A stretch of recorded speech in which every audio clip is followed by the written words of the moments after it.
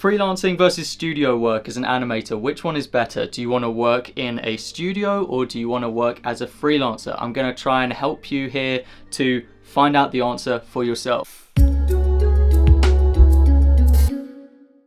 Either of them, they're both fantastic. They're both great options. I mean, you, in both scenarios, get paid to make animations. I mean, that still boggles my mind. That is incredible, isn't it? We live in an economy, in a society where you can get paid to make amazing pieces of animation. But yeah, both of them are great. So let's start this off with the pros of being a freelancer. Now, first one on the list has to be freedom. Freedom to work from anywhere. You can work wherever you want. I work in outer London. I don't have to travel for work, but I could just as easily work for an American company from here, you know, especially now that the internet has gotten to a point where data can be transferred very quickly, like large amounts of data storage, online cloud storage has reached a point where it's easy to work remotely. If you want to travel while you're working, that is possible as well. You also have the freedom to say no to a project. You have the freedom to choose your projects and to be very picky with what you do. If you work in a studio, you might not get to choose. They might say, right, this is the project, they slap it on your desk and you have to do it. Like,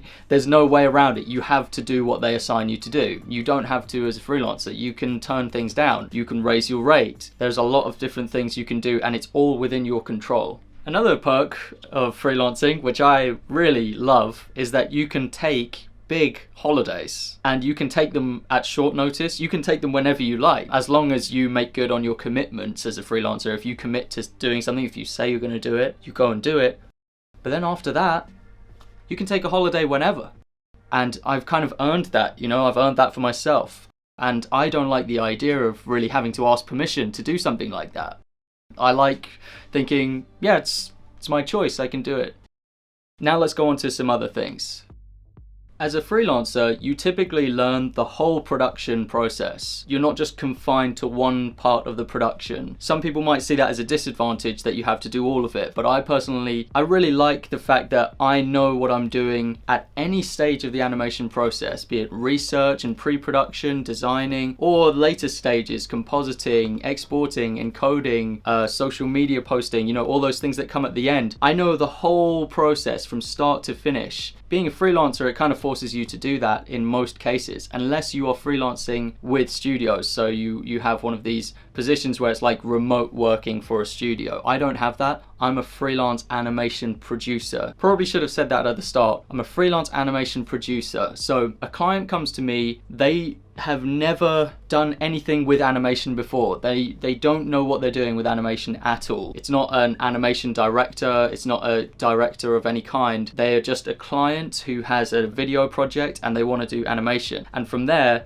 they leave it with me and I do the whole thing. That was an important distinction to make. I'm not like a remote studio worker. You learn the full production process, you get to do all of it. You get to have control over the whole thing. Now, here's a big point which I think gets overlooked a lot of the time. As a freelancer and as an independent creator, you take the full credit for what you do. And I think that's great. It's your name that gets credited. You can say, yep, I did that. You might not have that in a big studio production. With a lot of big studios, your name is like one tiny name on this big list. So you could be well known within a very small niche of industry experts, but outside of that, no one will know who you are. That's something that's very valuable, I think, is people knowing who you are, you having basically fame within a certain industry, not like celebrity kind of fame, but just like fame within a certain thing. Like when people think animation, they think your name. That's a good kind of fame to have. And you can get that much easier with freelancing. You can just put your hand up and say, I did that. You can claim it as you worked on it. And I think it's an investment. I think it's an investment to build your social media profile and to get that recognition, because later on down the line, you can get more commission opportunities and more work opportunities from that, from people knowing who you are. If you find it difficult to be a subordinate, to be an employee, and for someone else to have like absolute power over you and to be able to kind of boss you around and tell you to do something a certain way. Let's say they tell you to make the shot in a certain way and you just disagree with that. You don't think that's a good way to do it. If you're that kind of person, you have that kind of stubborn streak in you, being a freelancer, you don't have that kind of resistance. You don't have that kind of problem. There's no one looking over your shoulder. There's no one telling you how to do things. You do things your way. If you know there's a certain way, which is the superior way, you can just do it that way. So I somewhat fit into that category. I have a way of doing things. I like that approach and that philosophy, and I kind of want to stick to that. Not like so much, you know, I think I could fit into a studio if I wanted to, if that's what I wanted to do, but it's nice. It's a nice benefit of being a freelancer. You can do things your way. All right, so that's kind of the summary of being a freelancer, like some of the perks of being a freelancer. Now I'll get on to some of the perks of being a studio worker. Okay, I want to talk to you about our sponsor for this video, Yellow Images. Yellow Images is the #1 marketplace for over 40,000 high quality premium mockups. It has creative fonts, it has 360-degree images, and it has a marketplace full of graphic design assets such as lettering, icons, illustrations, pattern, textures, presets, brushes, UX and UI kits, and more. If you use Yellow Images mockups to present your idea to a client, the chances that they'll accept it without additional revisions increase, since your client can see the final realistic look instead of some abstract concept. This way you can just finish your projects faster and not waste time on unnecessary revisions, so you will have time to increase your revenue by working on more projects more effectively. The mockups come in high resolution with great lighting, shadow and texture that give a realistic feel to the design. Now, if you try and find these things on free stock websites, then you'll be spending hours looking for the right design for you, especially for mockups and other digital assets. I should know, I've tried it and it takes forever to try and find the right one, and sometimes you'll just be unsuccessful. But Yellow Images library is very extensive and is updated daily. I mean, they have over 40,000 different image assets or graphic assets on their site. So in their marketplace, you can find anything you want, and they are all top quality. Like, they all have that really high standard. Yellow Images have been kind enough to create a 30% discount, and they've given me 100 coupons which you can use today. These coupons are limited, so first come, first serve. So get your 30% off with the code Howard30, and the link to that will be in the description. Okay, now back to the video. Now I'll get on to some of the perks of being a studio worker, someone who animates in-house at a studio. Where we saw a lot of freedom with freelancing, on the other side, with being a studio worker, we see security. In a typical studio environment, you can expect a paycheck every month or every quarter, however they do it. And that paycheck will be the same amount every month. It's not really your responsibility, you know, it's the studio's responsibility for that. You don't have to worry about it being more or less. There will always be a base level. So even if you underperform, even if there is, it just didn't go very well, you can still expect that salary. Now, I think this works both ways. So you can't make below a certain amount, but you also can't exceed the amount. You can't make a massive amount of money, you know, like if you do really well, your bonus might be not in line with that either. And what comes with that is focus. You don't have to worry about the business. That's the studio's worry. You can just worry about doing a great job at what they assign you to do, just excelling at your thing. That's all you have to do, day in and day out. That's all you have to worry about. So they take a lot of the responsibility of making money off of your shoulders. When a studio culture is done well, it can be like having a second family. And I think that's a beautiful thing, to have a small community of people who all care for each other and look out for each other and help each other. I think that's just a wonderful thing to have in your work environment, and that is something that is missing as a freelancer, I got to admit. So people who place a very high value in a community, in having friends and co-workers, you know, that is a reason to join a studio.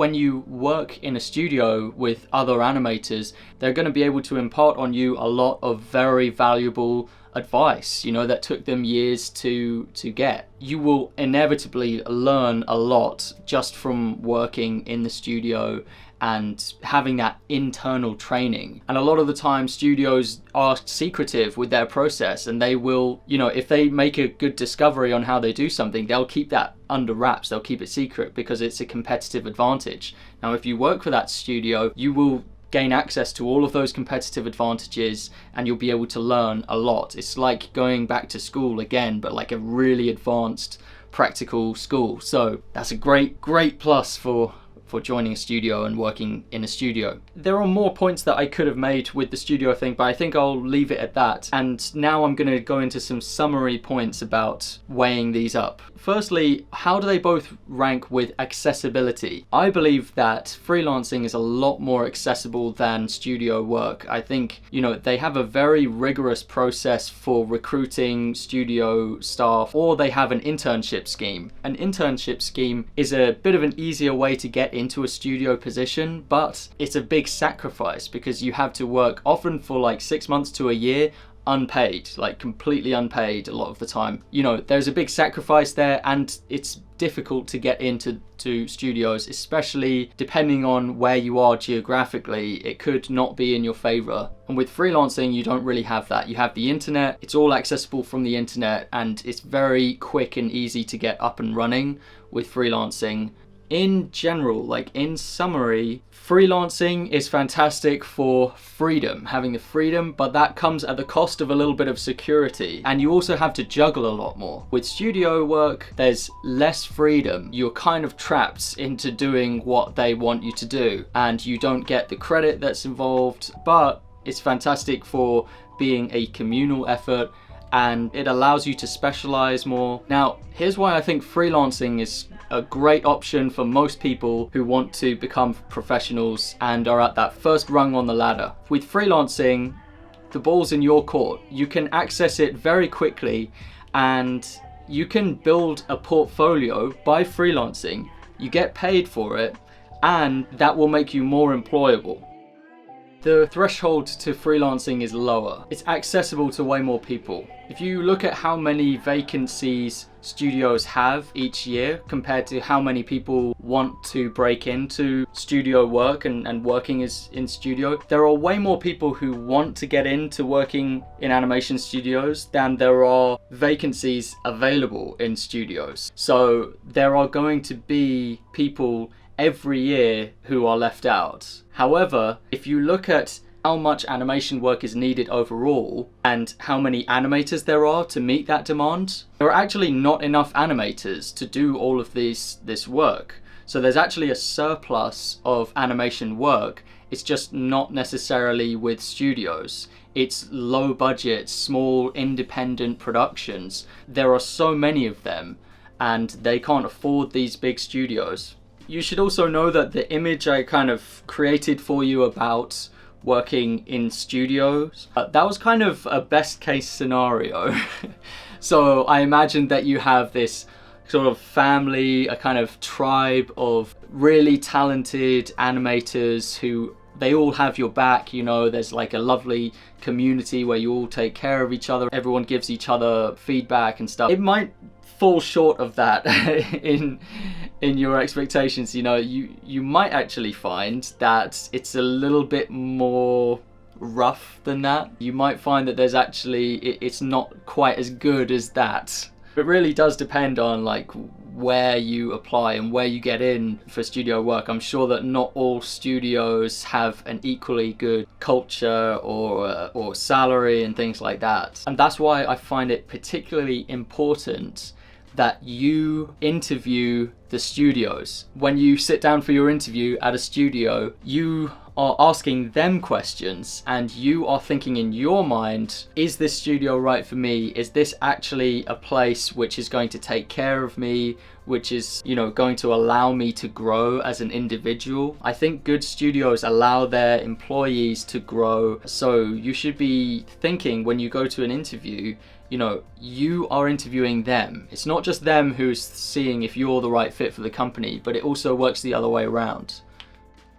Also briefly get into the economic landscape of studios right now. From what I can observe, the idea you have in your mind right now about what an animation studio, it might be a little bit outdated, and it also might not be considering certain things. So you might think of it as being like Disney, you know, like the Disney animation studio with loads of people and they're all working hard to create a film. That is not always the case. It might still be the case in California in some areas. The main industries of animation are not in feature film anymore, especially for 2D animation. You'll find that a lot of 2D animation is in advertisements. And there's also a fair amount in game design and in independent productions and in documentaries and things like that. So it's not always feature animations. You'll find that studios, when they don't have any work, they will shrink down to a very small core team. That small core team will work on pitching for large animation projects. Pitching is where you have to kind of show a sample of your work and your strategy and how you would go about doing a certain project. There's only a few people in the studio for that part of it. Now, when they get greenlit, when they get approved to do that, then they expand. They just go, they inflate, and they do that by hiring freelancers. Not in-house staff anymore. It's all moving to freelance, you see. That small core team of producers, they will hire on freelancers to do the work. What we're seeing is that there are fewer and fewer in-house studio positions, and there are more and more freelancers and freelance projects. A good example of what I'm talking about here is The Line. I visited them. I know the members of The Line. They're great guys, very talented, and basically what it is it's a collection of several very skilled independent animators who have come together to form a studio. And this is exactly what they do. They pitch for projects and they take turns directing. Like, one of them will be the director, the others will follow, depending on whose skill set is best, whose style is best for the job. And then they will hire from their pool of freelance animators that they know when the project gets bigger. So they actually don't have a lot of in-house staff. They have like an in-house producer. Most of them, it's just a collective of very talented artists. And you can see the same thing with other studios. It's up to you which one you choose. They both have benefits, they both have trade-offs that you've got to consider. You've got to weigh it up for yourself. It's going to depend on what kind of personality you are, what kind of thing you value the most. If you value freedom the most, if you're willing to take a little bit of risk, then maybe freelancing is the way to go. If you really appreciate security and you like community, you feel like you have more to learn, then maybe trying to apply for studios is good. Freelancing is a really good intermediate option, even if you want to later join a studio, because you can use freelancing to get work, to make money, but also to expand your portfolio. The whole industry is moving towards independent productions and freelancing. There are lower overheads to doing so, so it's a lot more lean as a business model. You're seeing more opportunities for freelancers and less opportunities for in-house staff overall. That's just the way things are heading, in my opinion, but the evidence is quite prominent here.